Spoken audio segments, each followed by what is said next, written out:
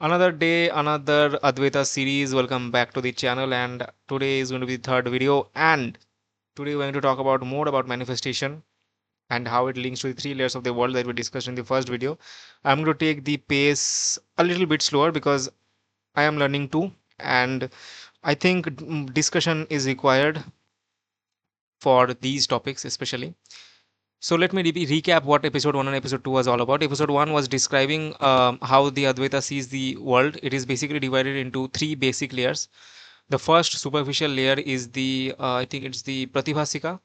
Yeah, Pratibhasika is the outer world, the most superficial level world, the world of Maya, the world of illusions, right?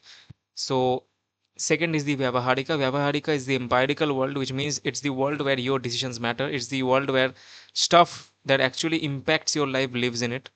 Okay, so if I had to summarize, Pratibhasika is like all types of hobbies, gaming, anime, and all those hobbies that you do to feel better, right? It's not actually giving you growth, yeah, like in a concrete sense, but yeah, you love it, right? It's the world of Maya. Second is Vyavaharika. Vyavaharika is the empirical world, so it's basically the world of money, the world of fitness, the world of knowledge, anything that makes you grow as a person, that creates and catalyzes your development. That is the Vyavaharika. Ultimate reality is the Paramarthika. Now you might be thinking, if Advaita is really about non-duality, why is it declassifying stuff? It is only classifying on the basis of how the self sees the world. It's, if you have to understand Advaita, what I understood about Advaita is that the self is rigid, the self is the thing, the structure on which Prakriti's gunas basically uh, have their own connections, have their own stuff, they do their own thing, and the self just illuminates it. It's the literal meaning of illumination. Just the self witnesses it. That is all. You think you are taking action, you aren't. It's just the world around you, and the self witnesses it. That's all. That is the main thing. You, if I had to say, if I had to explain it to a class 7th or a class 8th, like girl or boy, I would say that your actions is not you. Your body is not your mind is not yours. But it doesn't mean that anybody else has the ability to do the stuff that you want to do. It's all you. It's all in here. It's all inside you. There's nothing separate between you and the world. The consciousness itself expresses it into reality. It's not the other way. You are not in the universe. The universe is inside you.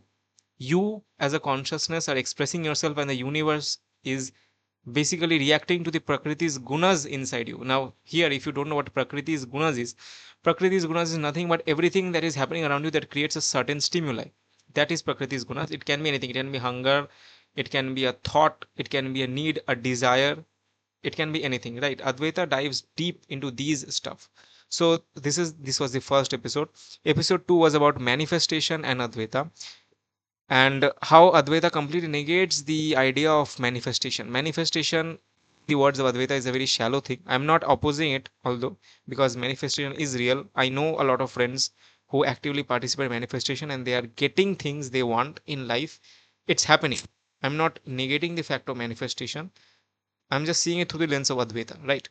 Because obviously Advaita is not something that it's not a book that you can read and be like, oh, damn, I've got this knowledge. I am the universe. I am God. My daughter is my mother. Okay, please don't do that. Please don't develop a God complex or a spiritual ego just because you can fathom the words of Advaita Vedanta, right? This is what I personally am trying not to have, even though I am having an urge to feel superior because I kind of get what Advaita is about. But at the end of the day, Advaita is realizing what you are. That is all. It's self introspection at the most advanced level. Like, it goes way beyond normal human understanding, right? Yeah. So basically, for Advaita, manifestation means that you are accustoming yourself, you are connecting yourself with an ego, right? It's like you versus the universe. Duality comes in. Advaita is non-duality, not duality. A duality comes in between you and the universe. It's like, yes, this is me. I am going to manifest my future. I'm challenging the universe. I'm going to connect with myself. I'm going to align with myself, and I'm going to achieve the goals they want. The catch is, Advaita says that you don't have free will. You or the self, you are the witness. Even if you are doing something, you are still not the doer.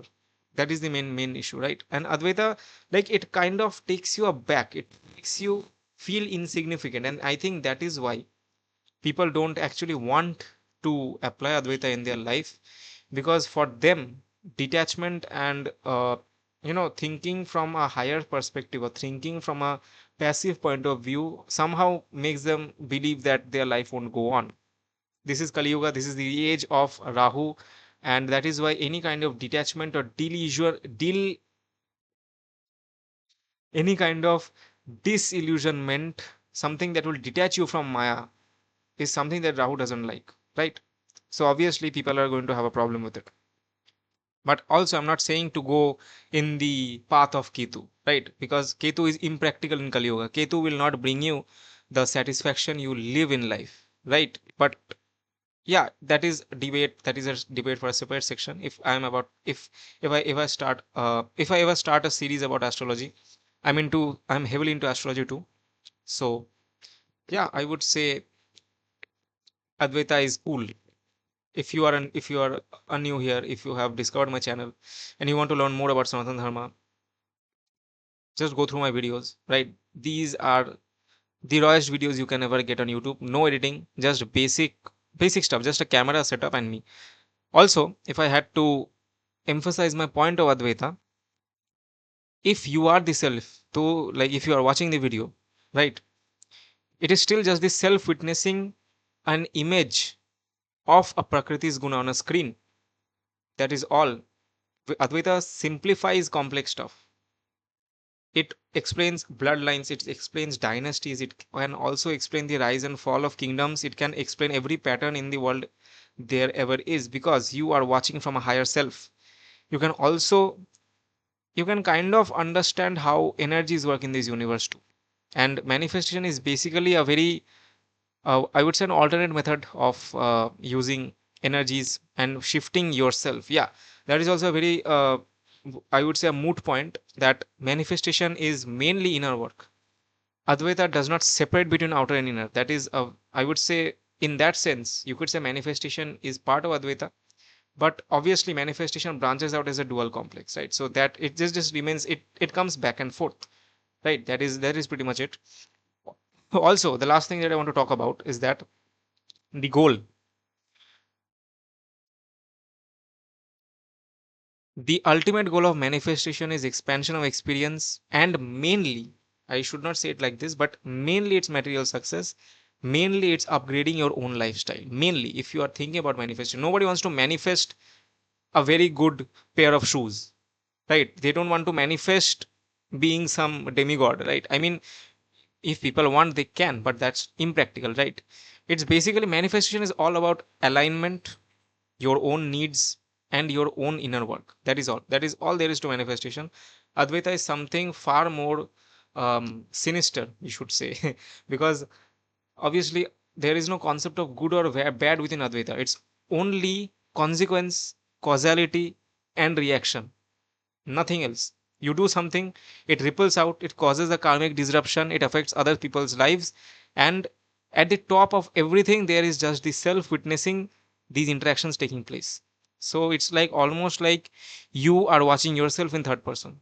It's a very scary concept, to be honest, right? And yeah, also the own I talked about the end goal of manifestation. The end goal of Advaita is completely detaching yourself from your body and attaining moksha. Moksha in this sense doesn't mean complete enlightenment, right? Because generally in throughout social media, people think that moksha is enlightenment. No, what are you even saying? Moksha is not enlightenment. Moksha is different for different texts, right? For Advaita, moksha can happen even in your own room at random Tuesday, right? For Advaita, the criteria of moksha is to realize that you yourself are not the doer. This is exactly what Sri Krishna said to Arjuna in the battlefield, that you are just the witness. Just surrender to me. He doesn't mean to surrender to the idea of the supreme personality of Godhead, that is Vishnu. No. He says that you are not the doer. You don't have the power or the authority to describe your own actions as just or not. You cannot use the judge the what should I say, the argument of morality to justify your action. This is not you, this is me, this is the universe, this is yourself just witnessing what other stimuli are doing to your body. Your family was wronged and you are reacting to it. That is the causality. The consequence will be me and me alone. I am a soldier dying in the battle. Like Sri Krishna said, I am the same soldier that dies in the battle.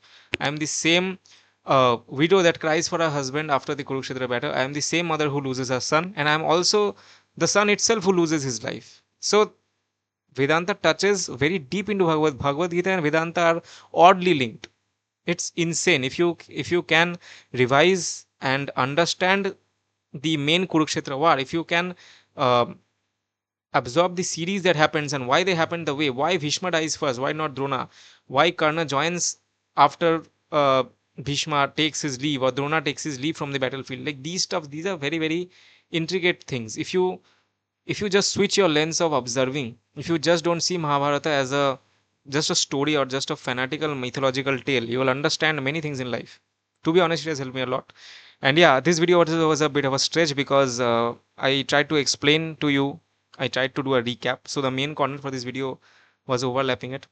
Anyways, this was it for today, guys. I will start a new segment tomorrow, and yeah, this is it. If you like my content, be sure to subscribe and give a like down below. I would also like to know your thoughts, and yeah, peace out.